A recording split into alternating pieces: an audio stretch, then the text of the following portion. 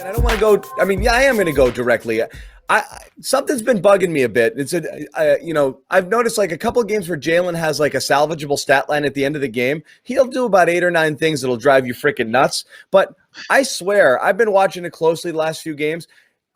It's never been his thing, but he doesn't look up once when he's on his way. Once he gets the ball in his hand, he doesn't look up once.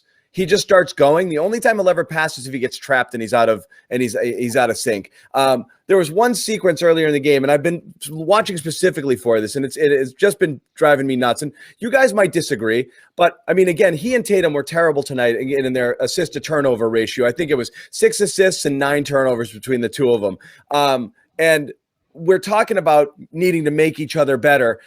One sequence where Brown's got the ball and he drives head down.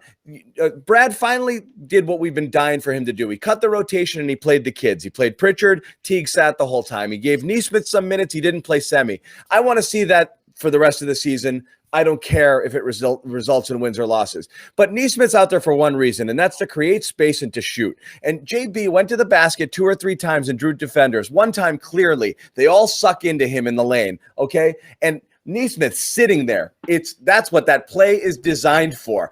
Draw the defense, kick for 3. Right there, doesn't give it to him, shoots a floater off one leg from the free throw line, which is about a 22% efficiency shot in a game. But he makes it. Great. So nobody says anything about it. Next time down, again, head down, dribble, gets trapped on the baseline, and then he gets up and he starts looking, and then he passes it to Rob. It was just that little sequence, just emblematic of almost all of his possessions at this point, which is, and again, maybe it's because he's thinking, I've got to take it on myself. Maybe it's because he's thinking, I don't get the ball enough in a shared environment, so I have to get mine when I do have mine. Yeah. I don't know which one it is, but it's gotten way worse. At the beginning of the year, he seemed to be, playing with a different flow, going at the right time, not at the others. There was more overall general awareness, situational awareness when he had an opportunity to be aggressive, when he needed to kind of work the ball back around. And now it's just give me the ball and go. And it's just he's reverted to like 2018 Jaylen Brown instead of the guy we saw late last season and in the beginning of this season who'd showed those next evolutions. The dribble is sloppy. The turnovers are up. It's a definite regression. I don't know if it's all knee-based or it's just something in his head where he's lost the plot a little bit. I think he's just trying to do too much. Yeah. I think that's a lot of what's happening because I think he's trying to do too much because the guys around him aren't doing enough. He's looking around. I don't disagree with that. It might just be pressing. But you know what? I got to do it.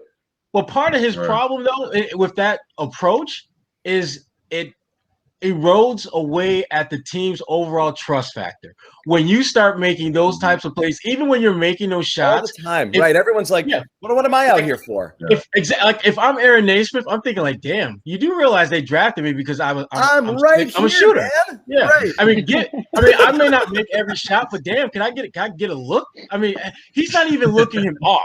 It's one thing to look at a guy and still make your shot. He's not even getting the glance. That's not even looking. Sounds like he stepped on the court. Brown. He stepped on the court tonight and they had no idea who he was. They were like, wait. Hi, I'm Jaylen. I'm Aaron. I've been here for 41 games. Oh, cool. My bad. Wait. I'm telling you guys. Why is the ball boy on the court? Get off the court. Get off the court. Yeah. Listen, like you look like a shorter Hassan Whiteside. What are you doing here? Who are you? Tatum and Jaylen Brown. I said this before the All-Star break, guys. They need to have that uncomfortable conversation, damn it. You think they've had it? You think they talk about the problems of this team? You think they dissect Brad Stevens' game plan? No. I think they've had conversations about it, but they haven't had the uncomfortable conversation where it's you know what? I need to be better. You need to start doing this. Exactly. I hate when you do this. I hate when you do that. That's what I'm talking about. Right, and those conversations, they're not about finger pointing. They're getting all the issues out on the table so you can process and dig through those and find a common solution. If this were a band, they would break up and go on there and do little solo tours for a little bit, and then maybe come back after they realize they were better with one another. Jaylen would drop a solo. He'd drop a solo mixtape by now, man, for sure.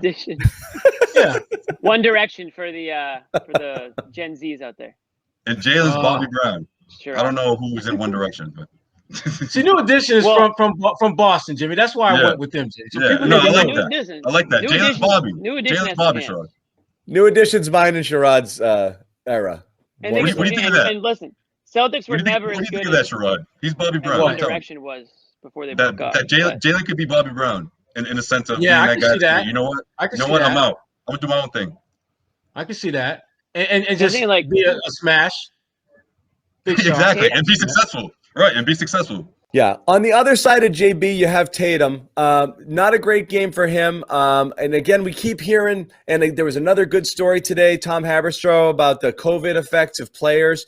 I am willing to – I don't know what's going on with Tatum with that. So it is hard to criticize entirely heart and effort when he's acknowledging that, like, I'm still having some weird respiratory issues. I think it's pretty clear he hasn't been entirely the same guy. So it's harder for me to do the straight Tatum criticism here, but he definitely has had those moments where he's in it or he's not, or he's engaged or he's not. I don't know if he's picking his spots because energy is kind of ebbs and flows during the course of the game. It's tough to figure out what's going on with him, but this was another kind of disengaged game from him as well, and there's way too many of these. I mean, you can count them on one hand last year pre-bubble when he started the season pressing. Once he got locked in, you never saw these types of games. Now it's every other game where you get a Tatum wasn't himself sort of game. It's way too frequent for a superstar to have this many, to lay this many eggs. And it seems like he does it a lot.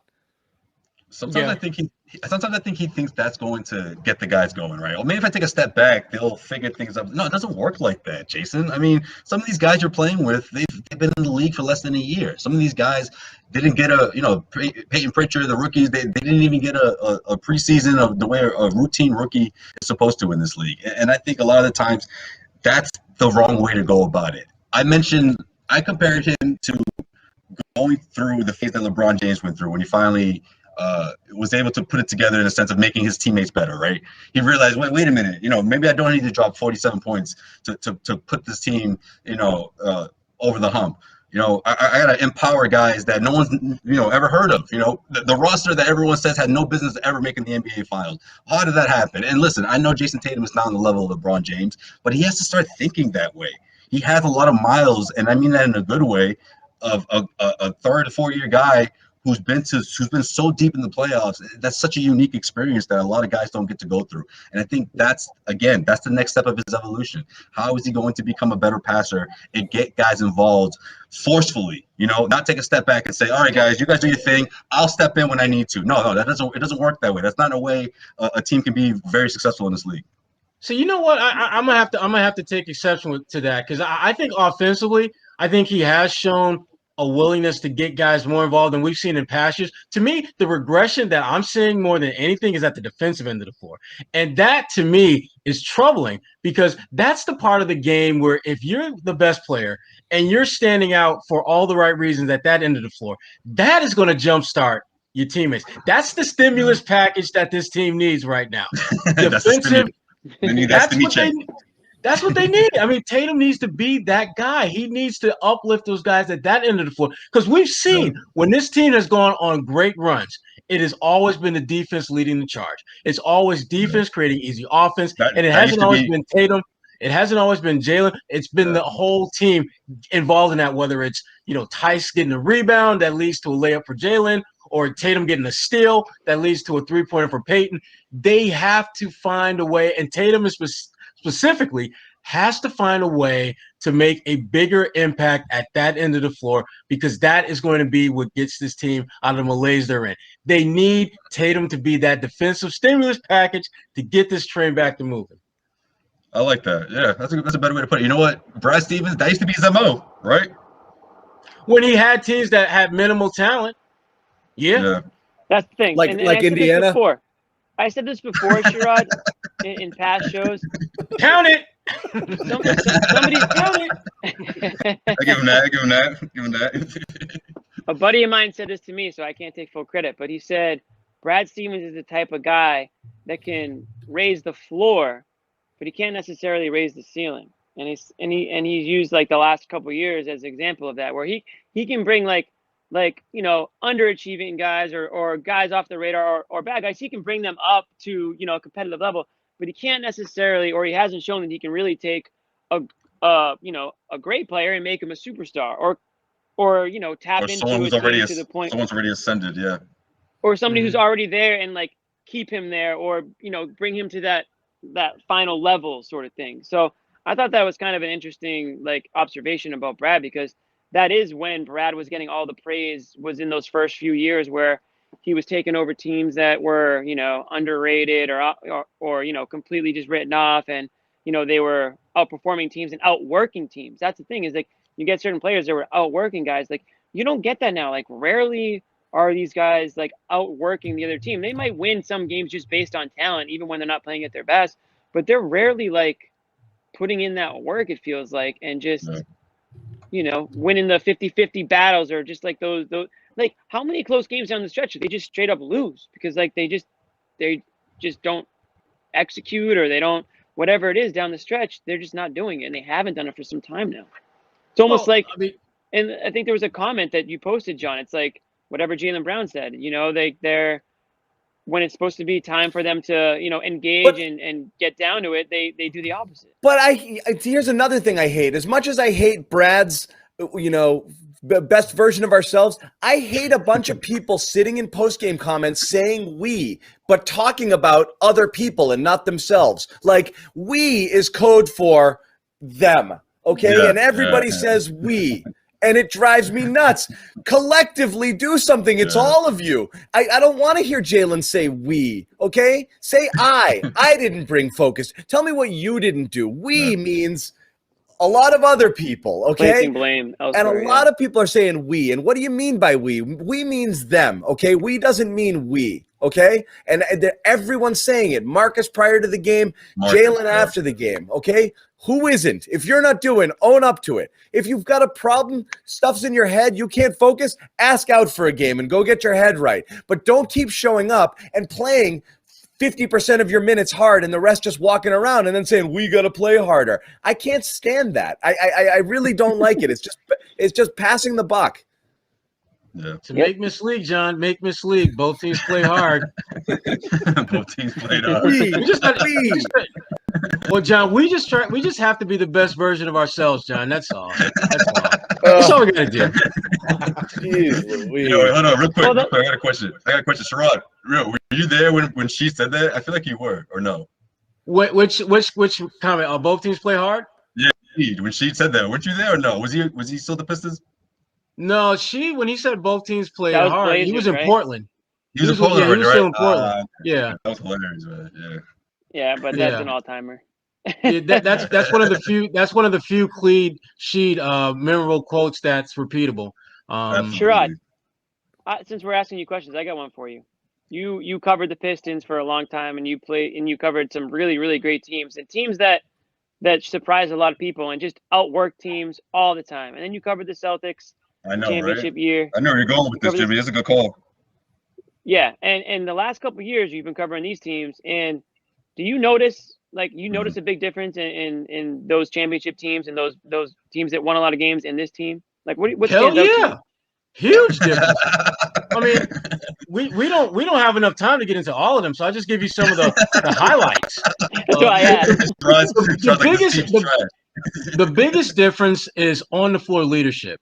Whereas with the Celtics, we're trying to find one leader. The Pistons, when they were in championship mode competing for a title, there was no shortage of leaders. And there were subtle things that they did during games that showed that seemed to get their certain guys fired up to play with great effort. For example, if the Pistons won the opening tip, the very first play during the couple years where Larry Brown was there, they would give the ball to Ben Wallace on the block and everyone would clear out.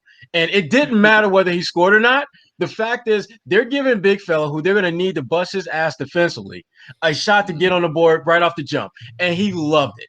And I would say probably 35-40% of the time he scored, but the rest of the time it didn't matter because his teams trusted him to do something that he wanted to do. Get And the way that he responded was that, okay, since they're going to try to look out for me on offense, I'm going to protect their asses on defense. And there were little things like, like Chauncey Billups would see Rip Hamilton with a mismatch, and he would just say, Rip, take that MF and go to work. And they would respond. You don't see that. Like like when I see Jaylen Brown, when I see Jaylen Brown matched up with a guy who's like 5'10", I don't see them looking to get him the rock and everyone get out the way so he can go to work on a little fella. You don't see, and to me, I don't think they understand that little things like that. Well, even if that guy scores or not, he's going to bust his butt at the other end of the floor because you trusted him to help the team, and in turn, he's going to trust himself to help you at the other end of the floor. There are some trust issues with these guys, and I don't know where that stemmed from. I don't know how to fix that. But they need to learn how to trust one another, not just for 3, 4, 5 minutes when they're down by 12 to a bad team and they can get back to whipping 3 or 4. They need to trust each other from the jump. What if they can't? That's the thing. I keep thinking like we're asking for things like the whole broadcast. Scal and Gorman were like, yeah, if they just played harder, they'd be better. Like, what if it's not in them? Like that's the thing. And instead of saying if they did this, ask the question, why aren't they doing it? And that's really the problem is, what is it? Is it they don't like each other? They're not into this season because of all the stuff swirling. They've tuned out Brad. There's, as you said, Sherrod, there's something right now that is keeping these guys from going out. And again, we've all worked places before where something you don't like and you've just decided it's a paycheck and I'm going to go in and clock out and keep my mouth shut. Walk out the door. And everybody's had those situations. And it's because you hate your boss, you hate your coworker, whatever it is. And it's just, I'm just putting my head down and picking them up and putting them down. And I'm going to get out of there. And that's it. I'm going to go home and I'm going to pound friggin' 6 beers and, whatever. And forget about it. Start all over again tomorrow. And start all over again. Okay. Yeah. So it's got that vibe of the, I don't like coming to work vibe. It does. You're right. Yeah.